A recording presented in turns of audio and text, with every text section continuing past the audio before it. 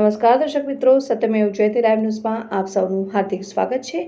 ખોડિયારનગર વિસ્તારમાંથી ક્રાઇમ બ્રાન્ચે બેને દબોચી હરણી પોલીસને સોંપ્યા। મોબાઈલ લઈને ભાગ્યા, પીછો કરતા ફોન પરત આપી ચેઇન ઝૂંટવી લીધી। હરણી વિસ્તારમાં ગોલ્ડન ચોકડી પાસે રેપિડો ચાલકના ગળામાંથી ચાંદીની ચેઇન તોડી ભાગી જનાર ત્રિપુટી પૈકી કાયદાના સંઘર્ષમાં આવેલા સગીર સહિત બેને ક્રાઇમ બ્રાન્ચે ખોડિયારનગર વિસ્તારમાંથી ઝડપી પાડ્યા છે। આરોપી પાસેથી ચેઇન અને બાઇક મળી કુલ 78,000નો મુદ્દામાલ રિકવર કરીને હરણી પોલીસને સોંપાયો છે।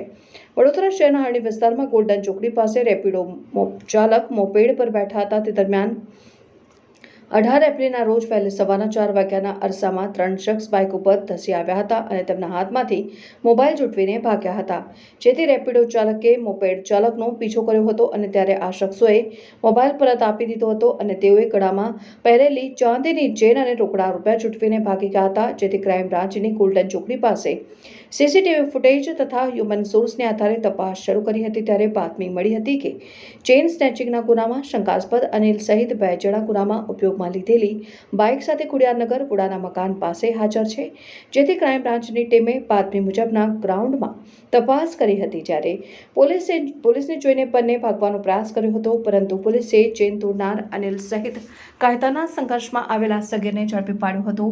બંને આરોપી પાસેથી ચાંદીની ચેન અને બાઇક મળી કુલ 78,000નો મુદ્દામાલ કબજે આગળની કાર્યવાહી માટે હરણી પોલીસને સોંપવામાં આવ્યો છે।